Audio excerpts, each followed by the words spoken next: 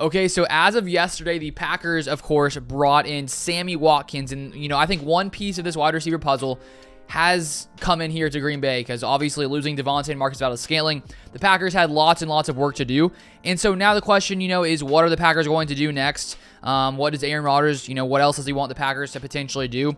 And actually yesterday after Sammy Watkins was signed, Aaron Rodgers texted Pat McAfee and sort of gave his thoughts on signing Sammy Watkins. It's pretty short, but I thought I would share it here. So this is what Rodgers said. He said, "Talked to Sammy Watkins last night, excited about the signing, can't wait to get to work." And so, as we know, Brian Gutekunst and Aaron Rodgers' relationship has gotten a lot better since this past year, and they both said that, they're in a communication when it comes to the decisions that affect Aaron Rodgers' job. And clearly, bringing in Sammy Watkins, I think Aaron Rodgers probably had a big part to doing it, because I don't think if Aaron Rodgers didn't think Sammy Watkins was a good guy to bring into Green Bay, I'm guessing the Packers wouldn't do that.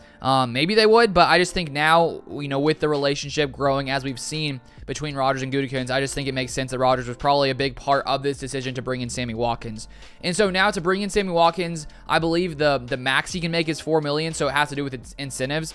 And so he could end up making even less if he doesn't perform, I guess, at the highest level. I haven't seen exactly what those incentives are, but I think that's a great value for a guy who we've seen in the past can be an elite receiver. Of course, he has struggled with injuries, and I think because of that, with him struggling with injuries and with him not being super productive in the past few seasons, the Packers were able to get a pretty good deal on him.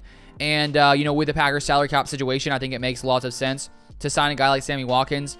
And so now it seems like now that we got a veteran guy in here, if we draft a couple wide receivers in this draft, we don't necessarily have to rely on them immediately, because lots of times it takes receivers, time to develop. I do think in the recent past, receivers are developing a lot quicker because of how they play in high school and all that kind of stuff. So that is good news, I guess. But to have a guy like Sammy Watkins who we can rely on at least for a little while as these rookie receivers, take steps forward, I think that's definitely a smart plan for the Packers. And who knows, maybe there's some other wide receiver out there Aaron Rodgers is like eyeing, and he's like, Packers, come on, please get this guy as well. That's definitely a possibility as well. But Rodgers seems to be happy with Sammy Watkins coming in here. Sammy Watkins has that speed. I think he runs a 4.4340.